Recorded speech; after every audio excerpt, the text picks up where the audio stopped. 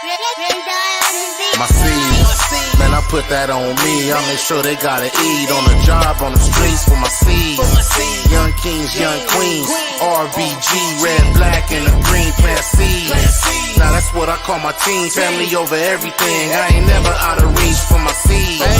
And that's how we gotta be, real ones follow me. Each one, teach one, plant seeds. Microphone checking my status since I've been crowned father. I grind harder, a wife and 2 daughters. A righteous black God in that red, black, and green. That's balance for the beam, huh? Family over everything. I'm dropping seeds every chance I get, and then I watch them all grow. No magic trick. Sankofa, you know, bruh, gotta put that on your platter. Don't care about what they say, we say black fathers matter. When it comes to my seeds, gotta keep that real energy. Literally, every single day create memories. Figuratively, I orchestrate moves like a symphony.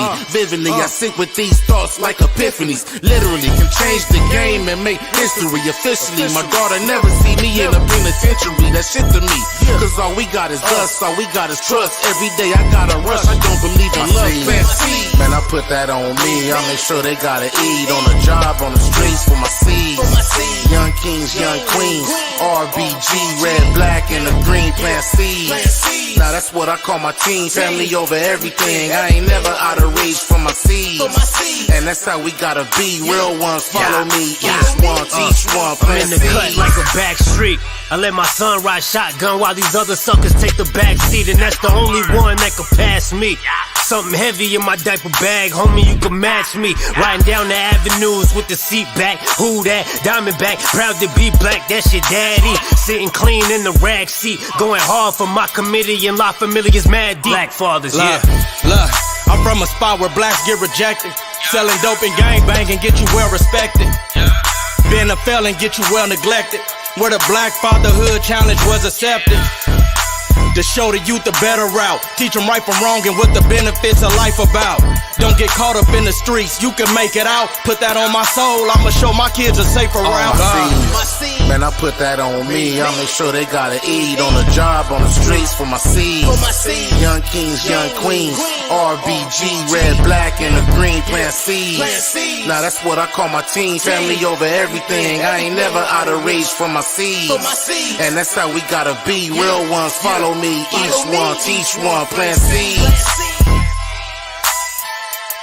Today I will conclude our talk on father and his role. His role is so mighty as the head of his household. His role is so mighty in helping to build a nation that really we could talk all year on father and never give him enough. But time will not permit us to do that.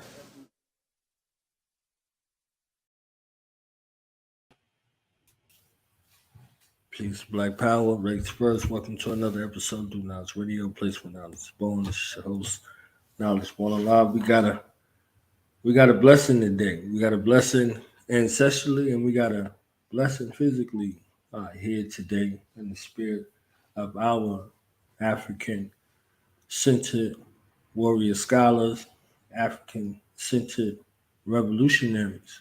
You know, on the day of Robert F. Williams, peace and blessings be upon him and Mabel Williams and that divine line. On his birthday today, we get a blessing, we get a gift from our ancestors and from our Creator in the person for one who loved us enough to re-spark and give us that reinvigorated spirit of a race first, race only, African-centered warriorhood mentality to rebuild those chipped up, fixed up bricks and check our foundations. Make sure our foundations are solid. That's the only way to build a strong nation on a solid foundation. So it's my honor and privilege at this time to introduce some, present the others, and welcome back to one of his many homes on the planet, warrior scholar, founder of PLM, righteous brother, righteous example of a father, and the man in our midst, our brother, Baba Imhotep. That's a for there, Baba. People for Hodie, as always, it's a blessing and it's an honor to be on Do the Knowledge Radio. I always enjoy being here because our discussion and our dialogue it's always something that our people can use. So I'm honored. I'm looking forward to where we go from here. Definitely. I'm equally honored. So I have this Black Excellence series. So I have to get your functional definition of Black excellence. What does it mean to you, and how should it be properly applied? So if I were to provide a definition of Black excellence, Black in that context becomes the adjective, and excellence becomes the thing that we're talking about. So for me, excellence would be perpetual growth and development, not necessarily a place that we arrive at, but something that we perpetually do, and we do it in such a way that it touches the lives of other people. I think we're excellent when our existence can impact in a positive way the existence of someone else. Then I can say you're excellent, because anybody could perform a task. Anyone could achieve an award, but does everybody impact the lives of other people positively? I think that's how we got to think about excellence. Ongoing progressive development in such a way that you impact the lives of other people.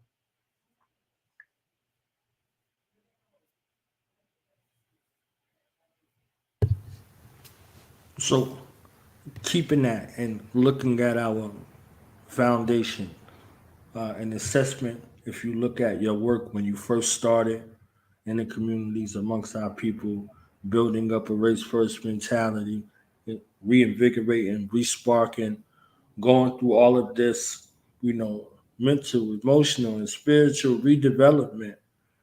Could you give an assessment or a gauge of where you think we are in regards to the work you've been doing and the work your family's been doing?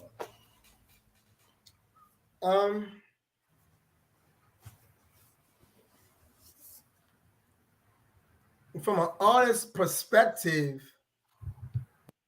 I would say that the work that we've done, have been doing as a family, and by family I mean as like PLM in general, I would say our work is impactful. It's impactful because we have living, breathing examples of people that have literally transformed as a result of being in an engagement process with PLM. So I like the people to be the gauge that I use to assess what I've done. I don't ever want to just pat myself on the back and make myself feel good because I believe I've done good. I need for me to see what I've done in the lives of other people and how they have transformed. And I allow those people to tell me, how I have shown up in their lives. And so basically, from the people, many people that I have engaged and PLM has engaged and just receiving that testimony, we have been informed by the people that our work have impacted their lives in a progressive and a positive way, in a transformative way. So on the basis of that, I would say we have been excellent. And like I said, and I want to qualify. When I say excellent, I'm not saying that we have arrived at any place. I'm saying that this excellence is something that's ongoing. It's perpetual growth and development, and that it impacts the lives of other people. That's what makes us excellent. So how do we marry the two? We marry the impactful and effective, because we could be impactful and not be effective, and we could be effective and not impactful. So how do we marry those two in regards to that? So for me, when I say impactful, I mean transformative. I'm not talking about just emotional. So you got a lot. So for me, I get an example. I got people that I know personally who were hardcore criminals. They had blood on their mind. And now they upright family men that's doing the work in the community. So I'm talking about that. I'm talking about when I mean impact, I mean that. That's why I say impactful in a positive and a progressive way. we've been impacted that way. We have transformed the lives of the people we have come in contact with. They're no longer Jim. I met you as Jim, and you're no longer Jim. I met you as Billy. You're no longer Billy. I met you as Kenneth. You're no longer Kenneth. So I'm saying that there's a conversion of the mind that's taking place with the work that we do. So an example that you can give, what is necessary to take one who has blood on their mind, blood on their heart, in a continual fashion to bring them out of that space to a race first mentality, or into African manhood, or into African womanhood, even African childhood, because it is not just limited to a man or to a woman. It's limited to, it's inclusive of all of our people. Yeah. I think from my experience, the key, when you encounter such individuals who just are totally lost, you have to be able to see something in them. So it's like an educator inside a school. If you can't see greatness in these children, you're not going to aspire to bring greatness out of them. If you can't already see it, if you don't have the capacity to see it, for me, I possess the capacity to see inside the deaf, dumb, and blind, or the lost soul. I can see the spark that they can't see. And because I can see their spark, I know how to help them to identify with and embrace their own spark. And when I do that, I can help them embrace a purpose. Once you give us purpose, we will live for that purpose. We will aspire to that purpose. It takes time. It takes energy. It takes patience. It takes tolerance. But all of those things that I'm listing is nothing but enhanced understanding on my part. I must have a high degree of understanding to engage with the individual, to walk with him or her from one place of development into another place of development and say, this is the direction that you should continue to go. And once you do that, people are going to keep evolving. And that's what I'm able to do. That's what I am able to do. So you have many individuals out here that are good at a lot of things. They're good at articulation, enunciation, oration, organizing, and I can do all of the above. But the one thing that I know that I can take to my grave saying that I'm great at is seeing the spark within a dim soul and helping that dim soul recognize his or her spark to embrace that spark. That's what I can do. So indiscriminate to man, woman, and child. Is there a difference? Good question. Right now, I have we got a child care center for children ages 6 months to 5 years of age, and then we have the weekend school, Kimo Yeshuli Africana. Those children are 8, 9, and 10. And I've only had those children since September, and I only get them 2 days a week. But you can interview all the parents. All the parents are talking about the transformation they see taking place in their child, not just academically, character-wise. Because if you're not educating in such a way that you're transforming a person, then you're not educating anybody. So we wrongly believe that African-centered education is just to reintroduce you to history. So we say, well, they ain't teaching us our history, right? Now, granted, history is a part of it, it's a function. But education has to do something to you as a person, right? So the education has to be about your transformation. So I have children that's transforming. Just yesterday at the end of class, this is what the young boy say. He's 10 years old. He said, Baba Imhotep. He said, us children here, we like coming here because we learning. He said, we don't really like the other schools we go to. And I didn't tell him to say that. And then he go on to qualify what he meant, right? He talked about how you talk to us about, how to be a man and we shouldn't do this or we shouldn't do that. They don't talk to us about that. Now, those are children, young boys and young girls. Now, I also have women that can attest to my transformative effect because of this particular knowledge. So I have children, women, and men that have transformed because of how I've interacted with them to bring them into the knowledge. See, I love it. I love it. I love the details, because the details, they become qualifiers on their own. Yes. Versus disqualifiers. These stories that are being shared and told, we have to be able to frame our narrative in a way that shows a comprehensive type of space. Because it's like, okay, like you said, we could get known for sounding good, or it sounds good, but where's the practicality? So you always provide a comprehensive space of practicality. So that's why I'm asking, certain questions, if you allow me to indulge, Robert, because we have to know, what's out here and what's going on, because no two things are the same. You might see the same goals, the same aspirations, the same mission, but your implementation and your, speciality are different. It's like, okay, so we got this going on and we got that going on. So where do we go for what? And this is what makes a community. Everybody's not doing this same thing. Everybody has a function in the role in the community. Yes. Be able to do what we need to do.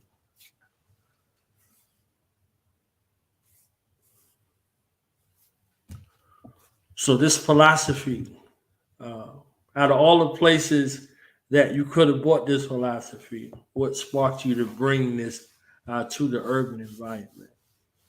Great, that's a great question, because that's where I come from. I come from the inner cities of Baltimore City. I'm in the inside that. Not say inner cities of Baltimore City, because the place that I come from, Park Heights, is kind of viewed as its own little city within Baltimore City. Most of the people in Park Heights don't even leave out of Park Heights. It's just weird. And so I say the inner cities of Baltimore City. And because I walked the path that, ended me up in prison, and when I began to look at myself and really self-analyze, I realized that, hey, I wasn't a bad person. I wasn't effed up. I realized that I was none of those things, but I realized that something else was missing. Direct interaction, engagement, self-knowledge, love from men. Those are the things that were missing. And because those pieces were missing, I derailed. And so when I began to look at my own derailment, and I can create, solutions to my derailment, I knew that my solutions for me could potentially work for others. So I did the scientific method. I came up with an observation, and I looked at myself, and then I said, this is the theory right here. This would need to be done. And I began to work with young brothers in prison first, before I started in society. I took this philosophy to brothers in prison. I'm talking about brothers that nobody could reach, hardcore brothers. And I was able to see them transform. And I knew if they could transform, and I watched them, they wasn't putting on no act. They wasn't joking or faking or fronting. And I saw true transformation taking place with them. I knew. I said, the moment I get into society, this would need to be done. Because I know I got a solution. And when I came home in 2004, hit the street running. And I've been running ever since. And it's been working ever since. Any person that engages this process, honestly, gets better. There's not a single person, if they are honest, that can say, I spent some time around Baba Imhotep and I didn't learn anything. They are telling a lie. They telling a lie. It's not a single person over the last 30 years that can say they spent significant amounts of time with Baba Imhotep in a transformative way, educational engagement, and they didn't learn and they didn't change for the better. They telling a lie. And I'm saying this, real humble. Real humble. They telling a lie. this process, this thing that I have is transformative.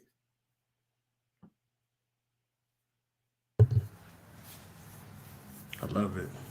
I love it. So, how do you repair someone who's misguided versus someone who's broken? So, like I say, when it comes down to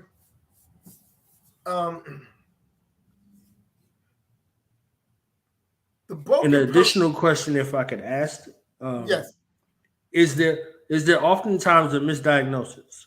Meaning, so I might say, such and such is broken, and it could just be misguided, versus somebody who's, actually broken. They're like, nah, they just misguided. Do we get that mixed up as well?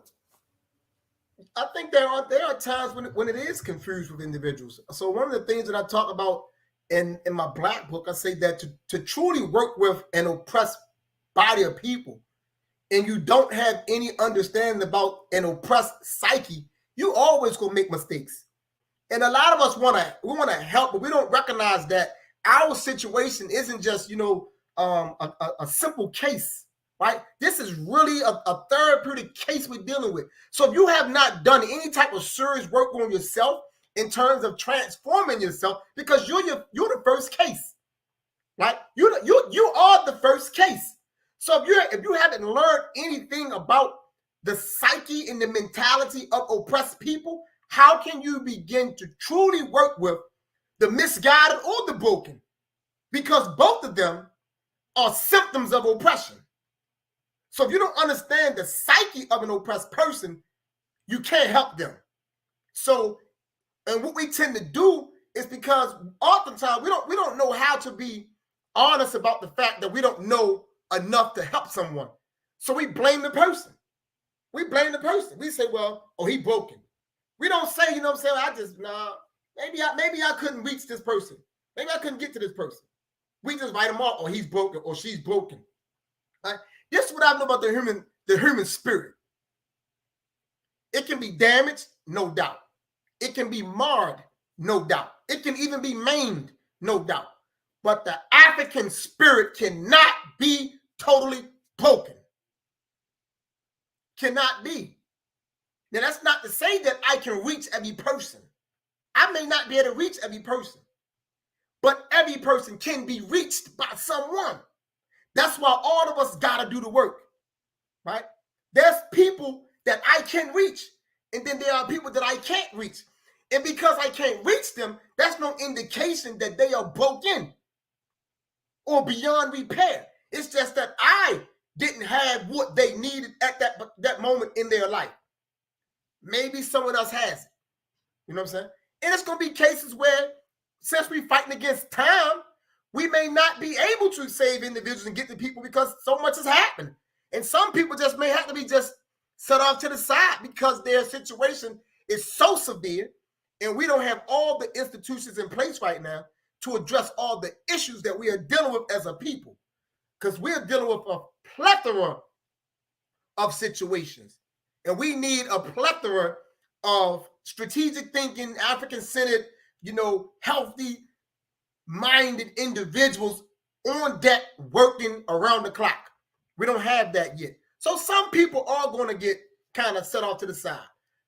But going forward, I think the misguided person, which I was the misguided person, and I'm quite sure someone probably could have said the same thing about me in the 80s. Man, he broke, he ain't no good, whatever. They could have said something to that degree about me, But look at me today, And that's what it comes down to, is like, how do we engage in such a way where we are making sure that all our people are being addressed? And then we got outright Toms, we got outright rats, we got outright cowards, we got outright traitors. Once we know with empirical information that these people are traitors or rats and things of that nature, then we let the other body know. Then we ain't got to waste our time with that person. So I know that you talking to a rat, and I got upfront and personal evidence that person is a rat. I should put you on point. I said, man, listen, he's a rat, she's a rat. Look, this is the rat right here. I'm not just talking because I dislike the person. I'm going to show you the evidence then you do what you want with the evidence. But if we're not doing that, helping and aiding each other to know how to move and when to move and where to move, we stay in this little cycle that we find ourselves in. Definitely. So a family assessment, how do we begin the comprehensive work of restructuring, realigning, and redignifying the African family? It's going to be quiet. People got to study. It's nowhere around that. We don't have a great deal amount of people that understand what you're talking about. And that's just the reality of it. We're so emotional, and we don't even know how to be honest about some of the drawbacks and the shortcomings that we have as a people. So we just dance around stuff, we talk around it, and we keep moving, right? And people are 100% out of whack. Like, we don't even know how. Listen, most of the people that I witness, right? Because you go on Facebook, Facebook is largely saturated with people who profess to know what's going on. So when you go on Facebook, you don't see the ones that we call deaf, dumb, and blind, that's not what we see. Look at the names, everybody. It's largely the people who say they know what's going on. But if you sit back and watch the behavior online, you can see how much these people don't have a clue about what's going on. So we don't really have people who know first and foremost, what an African family is, what it should be aspiring to, how to rear children. We have people that's having babies who don't have a clue about human growth and development. How can you bring a child in the world and you don't understand the basics of human growth, development, and expansion? How to rear a child. You can go online and you can ask a basic question. You say, how many of you out here are parents? You're going to get unanimously all these people say, I'm a parent. And then you ask the other question, what does it mean to parent? Most people are not going to respond because they never thought about it.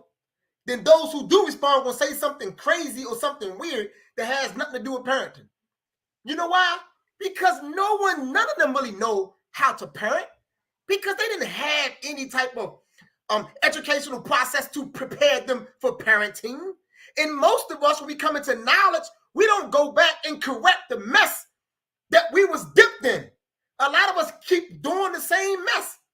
I tell parents all the time, so you don't need to beat your child. Baba, I disagree, because you know what? Well, these children nowadays, man, they can do this, that, and the other. They behave the way you introduced them to behaving in your own house. As simple as that. Don't tell me these children doing this, that, and the other. They are doing what you do in your house and what you have exposed them to and allowed them to expose themselves to. That's what they're doing, because you didn't understand the basics of parenting, so you didn't shield their mind. You didn't screen what went into their mind. You didn't give them any type of safety around them. You allowed them to hear everything, to see everything, to listen to you talking nasty and foolish out your mouth. So now at 8, 9, 10, 11, and 12, it's coming back out. And you saying nowadays, these children, you take yourself out the equation like they not mimicking you.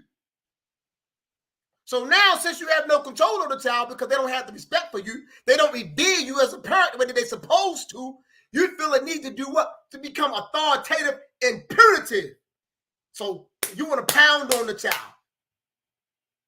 I have yet to beat my children. I never will beat them, because you don't have to beat children. You need to introduce them into a loving, caring, structured environment. That's it. Introduce them to a loving and a caring and a structured environment. Show them a way. Have a routine for the child. Have objectives for the child. Expectations. Set the child in the process. You control the things they're going to select from. You set that up. Let them choose, no doubt, but you provide them with the options of what they're going to choose from. Most of us don't do that. That's why we think we should beat our children. You don't have to beat your child if you introduce your child into the world the correct way and you rear the child You don't have to beat the child. So what would they say about discipline then? They don't understand discipline. Discipline is not punishment. See, they already got it confused. They think discipline is punishment. Discipline is self-control. That's what you have to introduce your child to.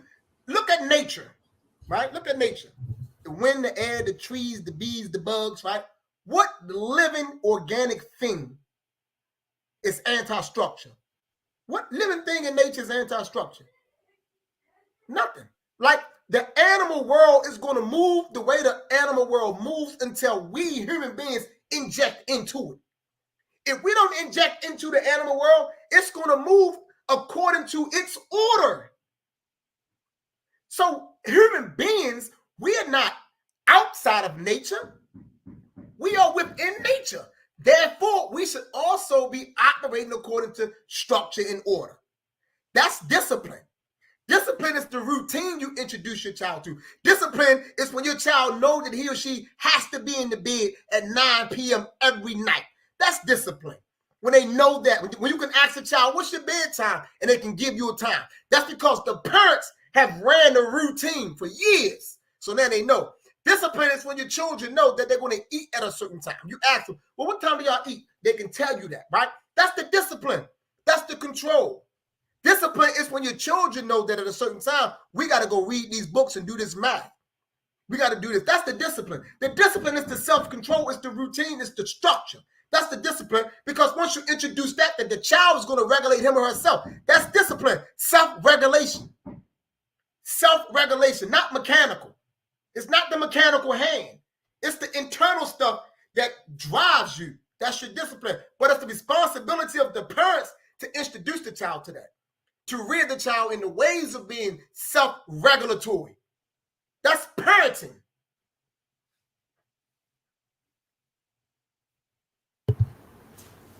I love that. I'm telling you, the amount of stress and drama that's in the community that become self-inflicting, self-inducing, and self-sabotaging from something as simple as having an understanding of that. You know, I wouldn't have no job. I'd be out of a job. You see what I'm saying? Because dealing with that right there and the effects of being devoid of that out in outreach work and community work and, you know, dealing with families, dealing with youth and things like that, there wouldn't be no need for, you know, that outside of a trusted communal space. You see what I'm saying? Like, Yes, sir. So many of those disconnects right there. And, you know, program things that we bought from the plantation that we justify. You see what I'm saying? That we popularize and all of those things. And then that group thing, general consensus type of space to where, now this is supposed to be the standard. And then they go into, you know, different books and all of these things. Like, you never, ever, ever even give your mind a chance.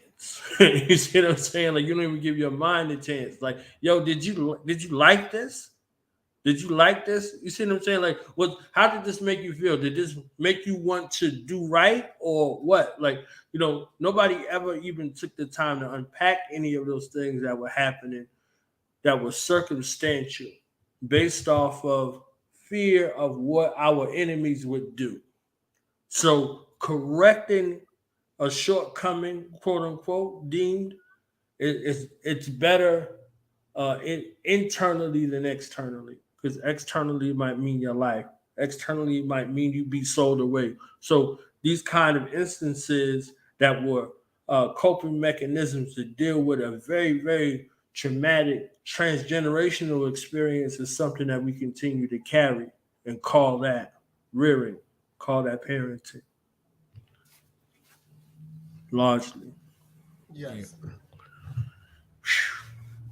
I had to let that marinate for a second, Baba. Like, this something as basic as that. All of that emotional regulation, self-regulation, all of these things that, you know, folks are going to schools for. They're going in these institutions, these mental graveyards, and hearing all of these concepts from all of these experimental minds that are there that used all of this experimentation So they didn't look at children as children. They looked at children as little things to experiment on. And then we went into a lot of experimental, well, try this, try this, try this, try that, try this type of situation, versus coming into a culture and coming into an environment where things are already prepared. True. That's correct. Sheesh. Had a moment. So now, rearing children, rebuilding relationships in the house, parenting, and then situations of co-parenting, and building up a race-first mentality. How are these things accomplished? It all goes back to study. If people are not willing to study, you can't do it. And I believe that's the problem we have as a people. Like, we got people right now that say RBG, they say race first, they say BB Fahodier, but nobody studies. That's why we are living in a ball of confusion. So there's no way around it. The solution to all our problems is to study our way. That's the solution to it. If people not willing to do that, they're like, you can say RBG all day long, you can say BB Fahodier all day long, you can even say race first all day long, right? But if you have not changed what you understand about yourself and your people, you're going to perpetuate the same nonsense that you perpetuated before you learned the concept. So it's studying. Most people, they don't have a concept of who we are as a body of people. You got people that says stuff like, we sold our own people into slavery. Like, we got everything so twisted. We say that, like, we sold our people into slavery, right? I just had to teach this lesson to the students in my school, right? So in every single war you can think of, in any situation, you have people that's going to trade and collaborate. That stuff is going to happen. But to say that we sold our people into enslavement, listen to the statement. And this is what I mean, right? This is what I mean. You'll take people that's supposed to be bright and sharp and smart and conscious, and they'll say that. They say, well, we in this mess because we sold ourselves into it. That's a lie, right? That's a lie, because before any African person or black person collaborated, the Europeans was already shipping us out. The Europeans had already instituted the institution. The collaborations didn't start from the jump. It wasn't like African people and Europeans sat down and said, well, check this out. We're going to start this process, and this is how it's going to go. We're going to be the ones that's going to transport, then y'all be the ones that could capture everybody and sell them to us. It didn't happen that way, right? When our people first came in contact with Europeans, we saw strangers. They saw strangers that we invited and had, we was kind of peaceful with. The first act of aggression came from white people, historically. You know what I'm saying? So yes, at some point in this grand process, a few folk may collaborate it, but the collaborators cannot, will not, and should not outshine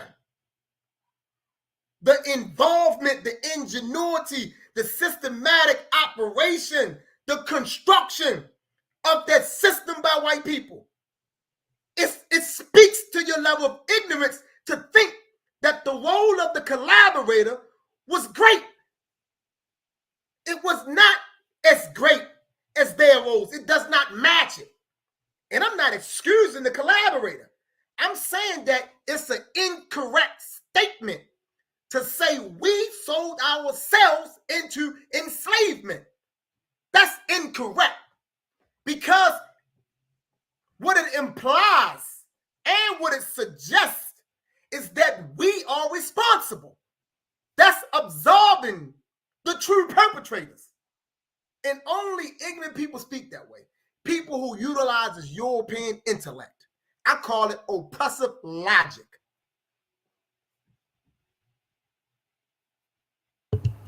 Oppressive logic. Wow, man. Man, and it stems from that. space, and this is where everything else stems from. I got a research question that I'm asking, and it's kind of shameful to even be asking in 2023. Like, how are we still calling ourselves the N word and the B word in 2023? We were coming up, Bob, and we was like, hey, folks, if we had knowledge of who we are and all these other things, right, we wouldn't be calling ourselves this or that. So everybody got everything, right? Everybody's conscious, right? Everybody's conscious. They in these traditions, all of this stuff. It's not the people that's the layman in the street that don't have this information. It's the people that got this information who done made these strides and these ascensions, and their chakras is aligned, and they got alkaline water and all of that. Who's calling me the N-word? You see what I'm saying? Like, who's seeking to call me the N-word? Who's seeking to call black women the B word? Who's popularizing terms like that? So I'm like, man, this is bugged out right now. On a lot of levels, and we don't talk about this, but I only speak truths that I've experienced and that I've gathered, experimented with, and found out to be a truth. In a lot of the homes our children grow up in, they call little nigga, come here, little nigga. I'm gonna knock your head off, little nigga. They called that in their homes first. And the young girls, they hear the older women in their lives calling each other as this B. Yeah, B. They hear that. So even before it's reinforced in music, they hear it in their homes. See, yes, music play a part, no doubt. Theater play a part, no doubt. They hear it in their homes. And how do I know this? Because I worked in the communities. I hear it. I see it. I'm not making this up. For the last, from 2020, from 2008 to 2020, I worked in a community outreach program, organization. We was in the job environment was the community. We didn't work inside the buildings. We worked outside in the homes with the people, right? I heard it. I worked inside the elementary schools from 2011 to 2014. I'm talking to parents. I listen to how the parents address the child. I'm talking to the fathers when the fathers come to the school. I'm the 6-year-old son with the 23-year-old father. Little nigga, right? I'm listening to this stuff, right? Because these are the dynamics. You got the 23-year-old father who haven't been reared by a father, so therefore he can't exemplify fatherhood for his son. So now that's what we got, right? Because our destruction is systematized. It's on autopilot, our destruction. Because the self-destruction of black people is profitable. Our self-destruction is a business. It's a business. And so all we can do now is take part in the self-destruction. That's where we're at. So yes, they call themselves bees and niggas and everything under the sun. They don't care. Self-respect is gone. The image of ourselves is eroded. Morality is out the window. Integrity is out the window. We lie, steal, kill, cheat, doing all that. We're doing everything under the sun. We have become those who have enslaved us. We have imbibed their values. Their values is lying, stealing, cheating, and killing. We have taken it on. Self-destruction, beating a white woman and dragging a white woman and sticking her in the windows in Amsterdam and selling her, And we have taken it on now. So all we want to do now is like go in a strip club and just shake and dance and get naked. No self-respect. It's gone, right? Because we are following them. And we are following them because we don't know that our way is distinct and unique from them. We don't have the knowledge to know we got a way. So we think that this way in the USA, we think is everybody's way. It's not. It's to our destruction. We don't benefit from it. So again, they say, the rappers and this, the rappers rap because those rappers come out those same homes that I'm talking about. They come out those same homes. So yes, the rappers are putting it out there, but what else they going to talk about? They trying to eat too. What else they going to talk about for the most part, right? So listen to them. When you hear them in the interview, watch them. They don't have any type of substance. So they're going to talk about what they talk about. And yes, this business corporation is going to exploit that. And that's why, to answer your question, if we are not engaging in studying and transformation, this crap is going to perpetuate itself. Right? It got to be some type of process where people are being engaged in such a way that they are transforming. And that transformation has to help people identify with self-destruction and the perpetrators of self-destruction. Right? That's what's taking place. So granted, so how do we get to a place of building the black family? People don't care about the black family the way that we should. We don't understand what family is. Right? The importance of family is lost. Mother and daughter don't get along no more. Sisters and brothers fighting each other. We can care less about the ones we call a cousin. The ones we call a cousin, we keep them all the way over there. In fact, we got so many situations now where cousins are killing cousins and ruining whole families. Because when a cousin kill a cousin, you just put two sisters at odds. So that's what's happening. There's a number of cases of that here in Baltimore City. A cousin kill another cousin. Right? So that's what we're dealing with. We're dealing with a type of social regression. We're dealing with a type of normalized backwardsness that's taking place. That's what's taking place. Now, all the things that I'm talking about doesn't represent us in our totality. Because there's another segment of us as a people that's beautiful and great, that's powerful, that doesn't take part in any of that.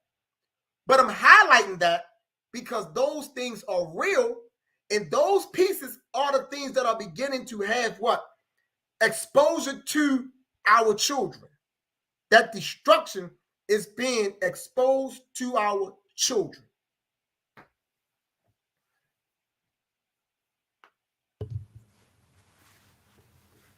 Now, what about the sexual insanity that's being displayed?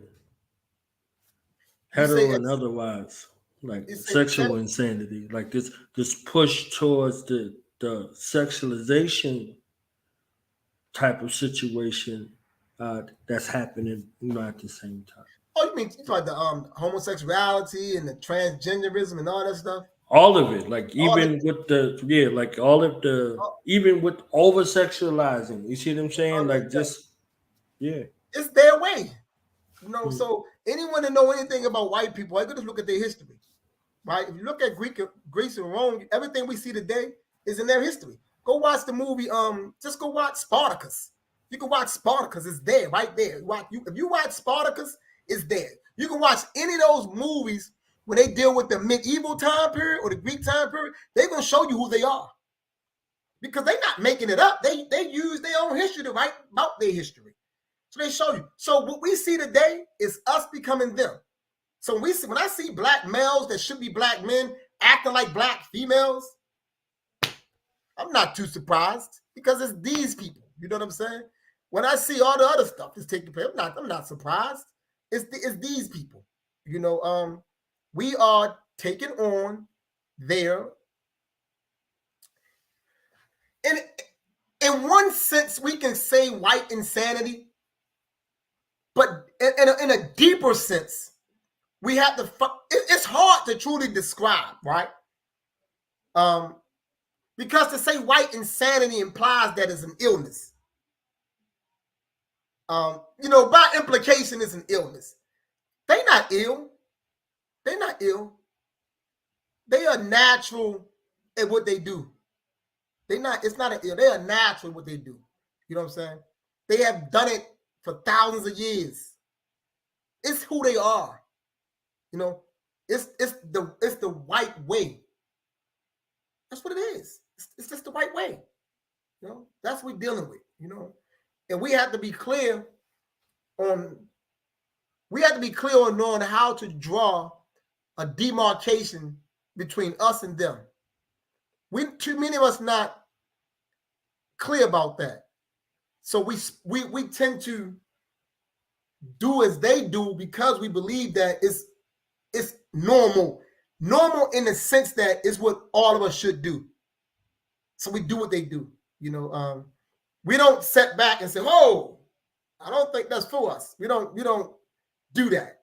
But we have to do more of that. Those of us who know that we aren't them have to talk more about how we aren't them, to help others recognize we aren't them. Agreed. So I want to end up with the institutions, and also I've seen you gearing up for the Race First rallies. Can we talk about the programs that you have instituted, and also this grand affair of calling us back to self? Yeah. So for me, my position, since I've been doing the work, I have one basic position, and that's, we might call it many things. You might say re-Africanization, reawakening the African mind. I just like to say, in GAA 2, which is our way, it's just we must strive and struggle to uncover and rediscover what it means to be African. We have to do that, man, unrelentingly. And so that's everything I do, that's built into it. So even with the school, the Kimo Yeshuli Africana, it's a weekend school located here in Baltimore City. On Saturdays, it's from 9 a.m. until 1 p.m. On Sundays, it's from 10 a.m. to 12 p.m. It is a tuition-based school, but we educate the children in the ways of their ancestors, and we maximize their strengths. So whatever the strengths are that they already have when they come to us, we enhance those strengths. We have what is known as the Asafo Development Program, which operates on Mondays and Fridays for boys only, and it's on Mondays and Fridays from 4 p.m. to 6 p.m. And that is a manhood development program for boys ages 7 to 12 or 13 to 15. We engage the boys in the manhood. We deal with warriorhood, culture awareness, character development, and community engagement. Those are the four pillars of what we're talking about. And we make sure these boys get that. Everyone know we got the Watoto Development Center, and that's a full-time child care development center, working with children ages 6 months to 5 years of age, from 7 a.m. to 5:30 p.m. Monday through Friday. If you're located in Baltimore City, if you want your child engaged in a stimulating African-centered child care environment, reach out to us and get in contact with us. And as far as Race First for me is very simple. It's thought and behavior that places the social, political, and economic interests, spiritual well-being, and the overall maturity survival of the Black race first to facilitate African sovereignty. And what I mean by that is that everything we do, we got to do for us. We got to find a way to do for us. And all that you do, figure out how you're going to do it for us. If you sing for Black people. If you write books, write for Black people. If you work in one of these corporations, figure out a way to make that job that you do work for us. If there's information that you are privy to, you get that information and make that information privy to us, right? Race First is to think about us from the social sphere, the political sphere, and the economic sphere, right? About us first. Our politics is going to regulate our economics. It's simple as that. So politics, to be political, is to be group-oriented, right? What's best for the group? So this is how we got to think. So if you want to go into politics, whether it's at the local level, the state level, at the federal level, you have to go into politics understanding that the agendas that you push has to be Black agendas. You have to be about the business of regulating or redirecting resources to get into the hands of Black people. So if you're not going to speak for Black people, then you're not speaking Black politics. It's simple as that. You know what I'm saying? So economically, our resources, how we mobilize the resources, how we distribute those resources, how we engage and how we exchange, how we see each other, is a part of our economic system. You know what I'm saying? It's the mutual aid and respect that we have for one another. It's the ability on some occasions to just do business on the basis of honor. Honor, we're going going to do business on the basis of honor. I'm not going to wrong you. You don't wrong me. I'm not going to lie to you. You don't lie to me. We're going to do this business or this social engagement that's going to enhance you and I in an economic way. Right? So that's what I'm saying. We got to get to that. And I use race first in the capacity as an organizing mechanism because we are disassociated as a people. So when I say race first, I'm saying race first, not to say I'm saying anything different than Marcus Garvey, because I get a lot of pushback from a lot of people, and they know who they are, you know what I'm saying, because of race first, because of how we thinking, but I'm telling us, let's get organized. That's what I'm saying. I'm saying that whatever work you're doing, wherever you're doing that work at, let's find a way that you and I can work together. You don't got to join no organization. You don't have to relinquish any organizational autonomy, none of that. You're going to still be your own leader. I'm saying let's find out a way how we can collaborate, how we can work in concert. That's what I'm saying, right? And we push back against that. And it's not always because of ego. In some instances, we just got people in leadership positions who don't understand shit about what we're doing. It's simple as that. It ain't always ego. We say, well, it ain't always the ego. Some of these jokers don't even have an ego. They just don't know what to do. It's simple as that. Some of them are intimidated. Ego don't breed intimidation. You know what I'm saying? Like that. Right? Some of them just intimidated. They don't know how to be around a man. They don't know how to be in the presence of a strong person. We got so many pathologies that's going on inside of us. It disrupts our ability to work together. But I'm going to continue to push race first and reach out to who I reach out to and try to pull people into this thing where as though we can work together. So in 2025, in September, we're going to have the National Race First Convention. And I need everybody there, man. I need you there too. Born along, I need everybody there. So we can get on some consensus about what we are going to do and how we're going to do it. We need to be on consensus. We don't even have a consensus around what our ultimate objective is. And that's bad. Because if you would have set Lumumba down, Nkrumah, Julius Nyerere, you'd have set down Sekou Touré, any of them, right? And asked any of them, what is the ultimate objective? They'd have said, we got to get rid of colonialism. None of them would have been like, we don't know. We do not have a consensus on what's our ultimate objective. And we need that. I know what it should be. I'm clear. But so many are not clear. So this convention is about that race first. The race first movement is a movement to organize Black people in the United States of America and throughout the world under a single banner. And that single banner is just race first.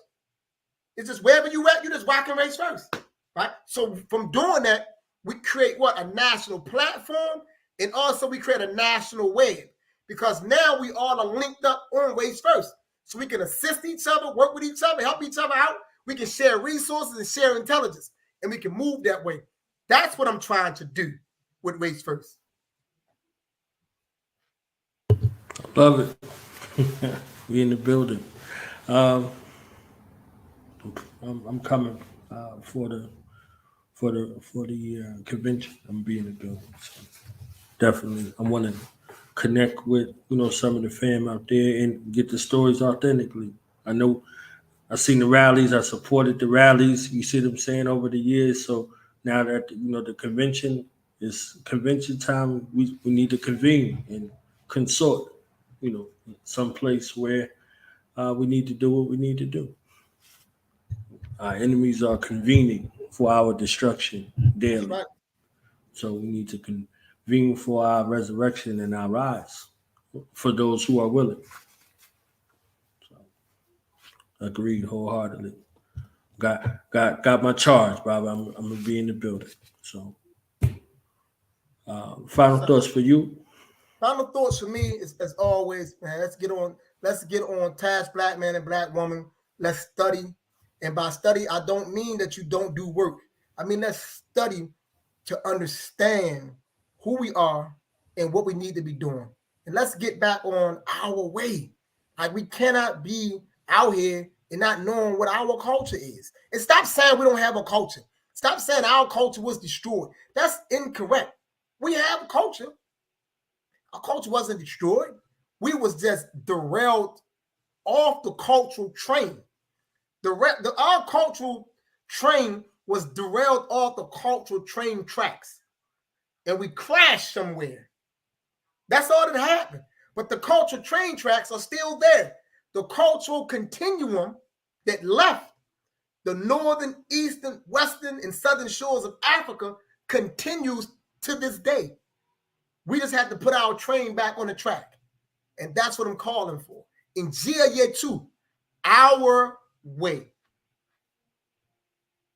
Oh, one thing too, I didn't mention this, but I want to mention this. So I'm doing a manhood study course on this book here. It's a 4-week course. It starts on the first Tuesday in March. And yes, if you have the book already, it's $60 for the 4 weeks. If you don't have the book, it's I believe it's $85. And that covers your book, the course, and shipping and handling from me send the book to you. But the course is going to start on the first Tuesday in March. And those four Tuesdays in March, we're going to be getting into African manhood in the 21st century. I'm encouraging all the brothers out there, get involved in this. We're going to go through this book in depth. I'm going to shoot out a syllabus that we're going to use to go through the book.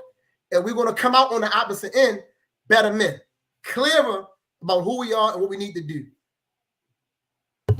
So how did they get a hold of you for the course, and also how did they get a hold of you to get the rest of these, so they can masterpieces you got over here? You see that? Yeah.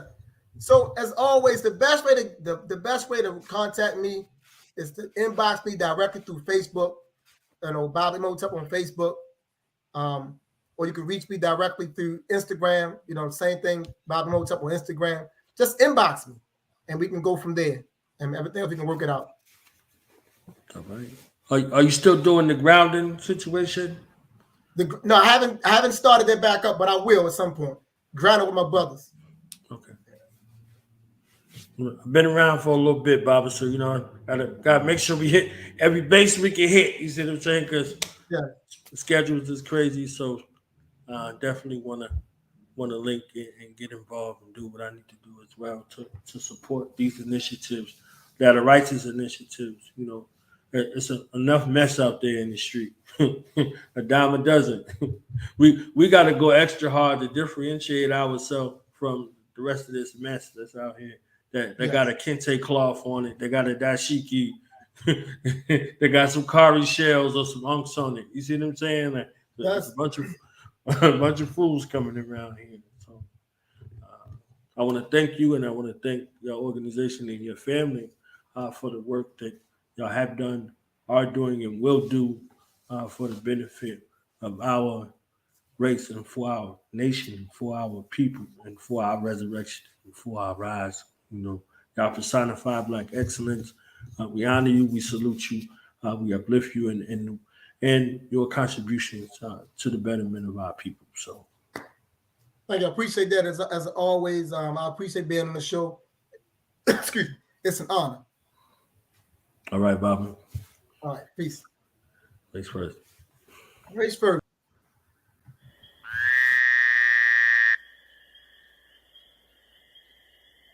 I was most interested in brotherhood within his own race. Because if Negroes are created in God's image and Negroes are black, then God must, in some sense, be black.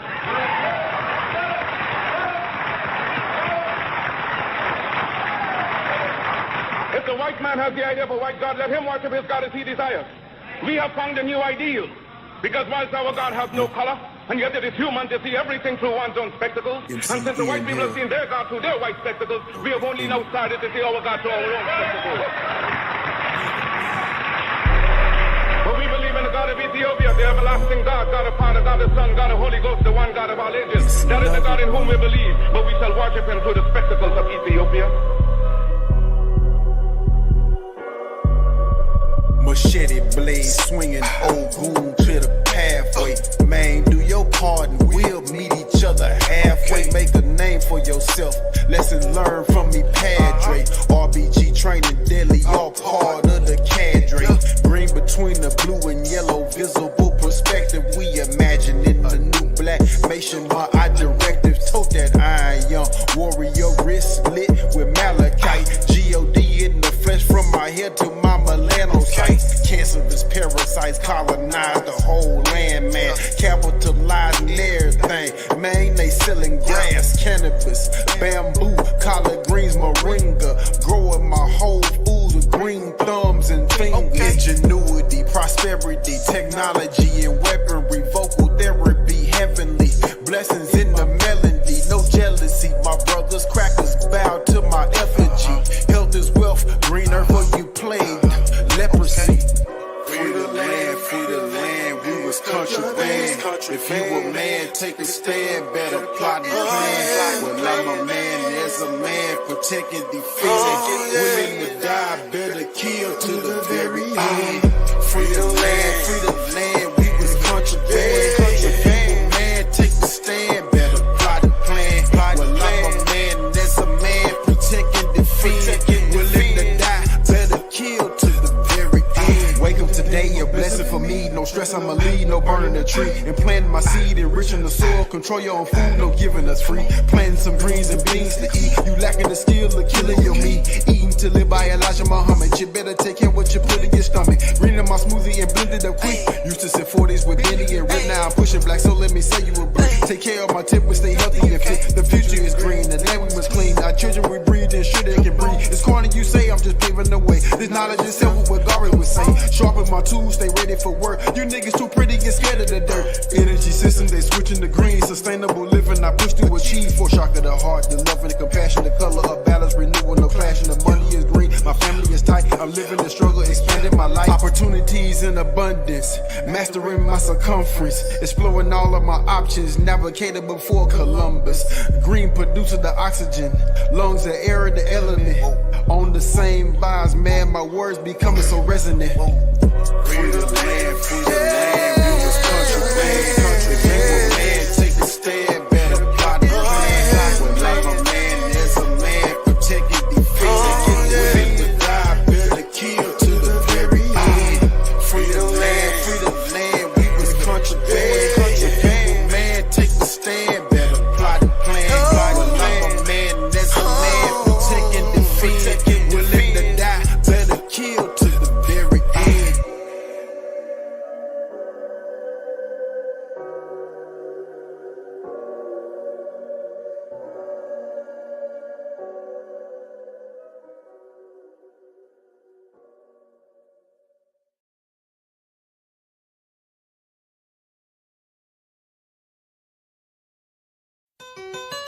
I think the important thing for people to understand is that in America we have an education system that does not speak to the needs of African children. We want to be able to be who we are, talk how we talk, walk how we walk, live how we want to live, and be producers and providers for our children in the future. We want to be African.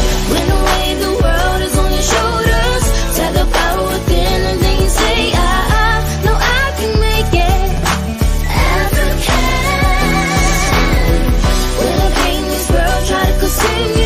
They can do what they want, cause I will never stop drawing, and we can make it African. From ancient love and family, we gave the world humanity. We made this world a sacred place. African.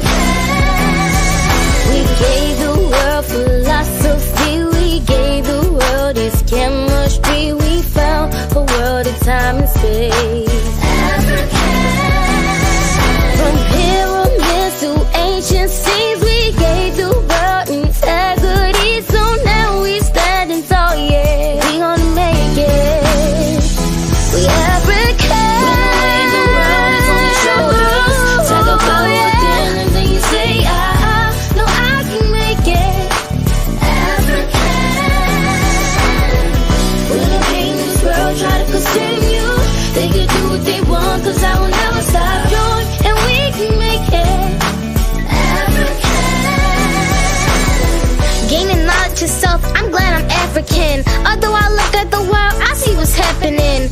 We the people who was taken from a shining culture, losing noses of our ancient representing sculpture. Capture us with the tactic called divide and conquer. Men and women separated, treated with no honor. Wrote the middle passage, treated worse than animals. Stacked on top of each other, somehow we made it through the pain and suffering. They torture us in slavery. It's quite amazing, we stood up for natural bravery. Look at our people, the conditions we are living in. It's time to battle this world, it's time to shine again.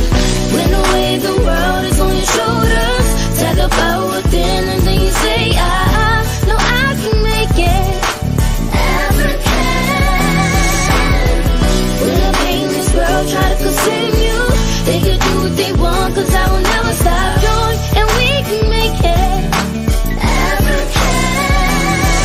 We're in this together, for better or worse, through the dark and the light.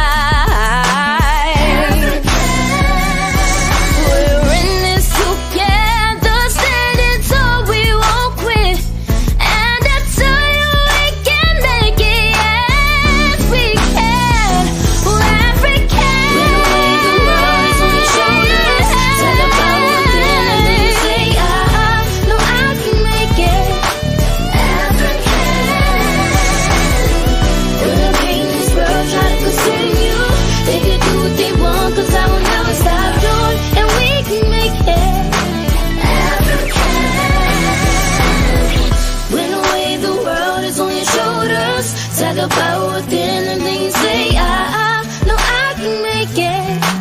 African.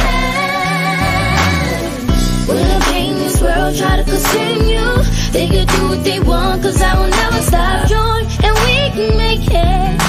African.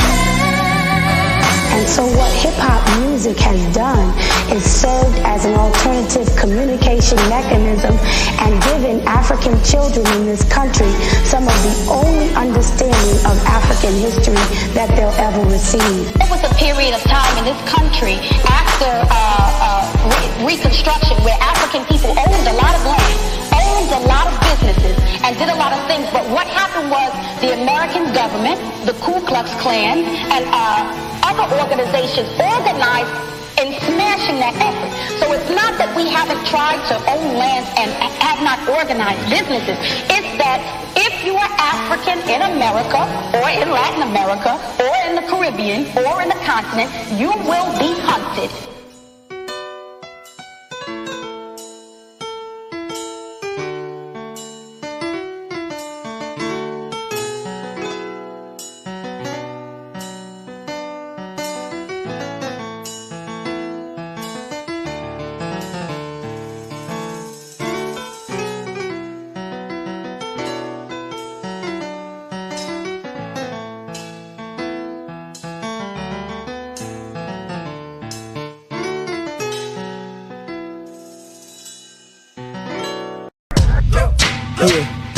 Yeah. Now we gonna tell them. Night in front. We tell them like this, yo. I'm an African. I'm a African. I'm a African. I'm a African. Yeah, y'all like that? No more. This man's mind is open. I'm an African. I'm a African. I'm an African. I'm a. Let's get back to the motive is best developed by recognizing the common enemy.